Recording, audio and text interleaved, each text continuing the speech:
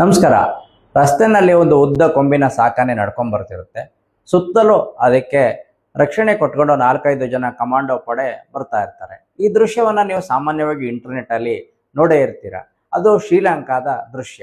ಅದು ನಡುಂಗ ಮಹಾರಾಜ ಅಂತ ಆನೆ ಹೆಸರು. ಆದ್ರೆ ಇಂಟ್ರೆಸ್ಟಿಂಗ್ ವಿಚಾರ ಏನಪ್ಪಾ ಅಂತಂದ್ರೆ, ಅದು ಮೂಲತಃ ನಮ್ಮ ಮೈಸೂರಿನ ಆನೆ.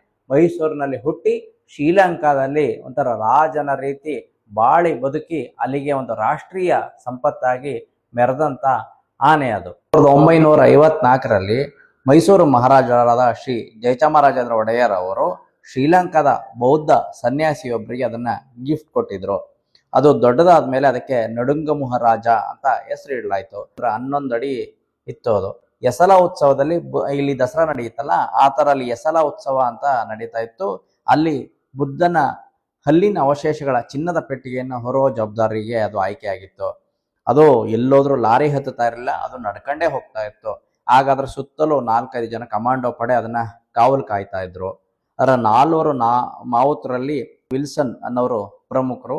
2022ರಲ್ಲಿ ಅದು ಮರಣ ಹೊಂದಿತು. ಮೃತಪಟ್ಟಾಗ ಶ್ರೀಲಂಕಾದ ಪ್ರಧಾನಿ ರಾಜಪಕ್ಸೆ ಅವರು ರಾಷ್ಟ್ರೀಯ ಸಂಪತ್ತು ಮರೆಯಾಯಿತು ಅಂತಂದ್ಬಿಟ್ಟು ಹೇಳಿದ್ರು. ನಮ್ಮ ಮೈಸೂರು ಆನೆಗಳು, ನಮ್ಮ ಮೈಸೂರು ರಾಜರು ಯಾವತ್ತೂ ಹೆಮ್ಮೆನೆ ನಮಗೆ.